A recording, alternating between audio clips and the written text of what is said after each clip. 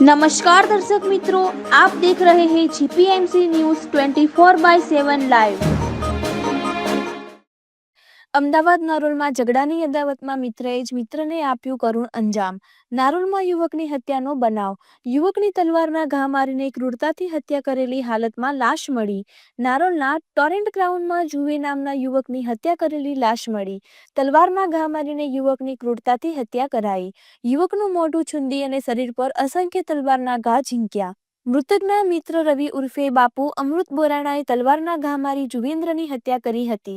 રવિ અને જુવેન્દ્ર બંને મિત્રો હતા। એક અઠવાડિયા પહેલા બંને વચ્ચે ઝઘડો થયો હતો। આ ઝઘડાની અદાવતમાં મિત્રએ મિત્રની હત્યા કરી હતી। રવિ પર ભૂતકાળમાં મારામારીનો ગુનો નોંધાયો છે। નારોલ પોલીસ ઘટના સ્થળે પહોંચી આરોપીની ધરપકડ કરી।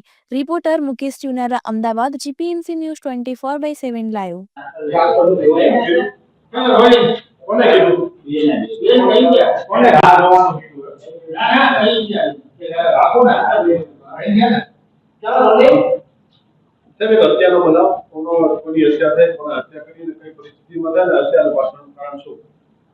ગઈકાલે સાંજના 8 વાગ્યાના સુમારે નારોલ પોસ્ટના રંગોલીનગર વિસ્તારની બાજુમાં ટોરેન્ટની ઓફિસ પાસે આવેલા ગ્રાઉન્ડમાં ધુવેન્દ્રસિંહ સન ઓફ રાજાસિંહ રાજાવતની હત્યા થઈ। જે અનુસંધાને તાત્કાલિક ડીસીપી સાહેબ અને એસીપી સાહેબની સૂચનાથી અલગ અલગ ટીમો બનાવી આરોપી પકડી પાડવામાં આવ્યો। આરોપીનું નામ છે રવિ ઉર્ફે બાપુ અમૃતભાઈ બોરાણા। આ બંને મિત્રો હતા।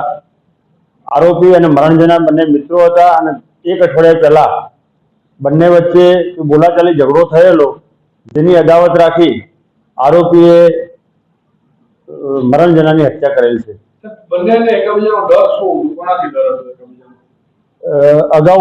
અગાઉ બંને મિત્રો જ હતા, પરંતુ અઠવાડિયા અગાઉ જે બંને વચ્ચે બોલાચાલી ઝઘડો થયેલો તે અનુસંધાને આરોપીને ડર હતો કે જો આને હું જીવતો રાખીશ તો એ મને અથવા મારા બાળકોને મારી નાખશે।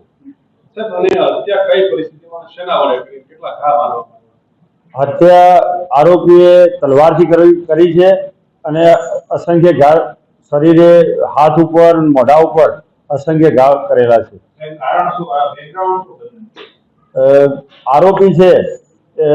આરોપી રવિ ઉર્ફે બાપુ કે જે છૂટક ફેબ્રિકેશનનો ધંધો કરે છે, તેના ઉપર અગાઉ કાગડાપીઠ પોલીસ સ્ટેશનમાં મારામારીનો ગુનો પણ નોંધાયેલ છે।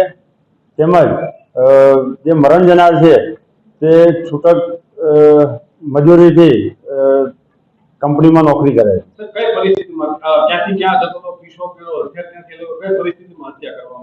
આ મિત્રો હતા બધા, અને મિત્રો અવારનવાર એ ગ્રાઉન્ડમાં મળતા જ હતા અને ગ્રાઉન્ડમાં જ સાથે બેઠેલા હતા અને બોલાચાલીમાં એ દિવસે ઝઘડો થયો।